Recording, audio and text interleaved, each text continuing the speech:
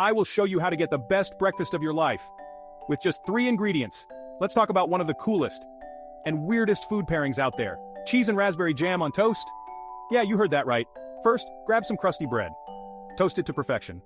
Now, slather on a generous layer of raspberry jam. The tangy sweetness is key. Finally, top it off with slices of your favorite cheese.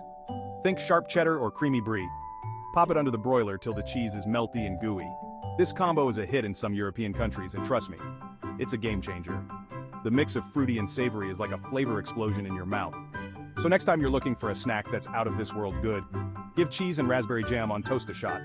Your taste buds will thank you. Catch you on the flip side, foodies. Don't forget to like and subscribe. Happy snacking.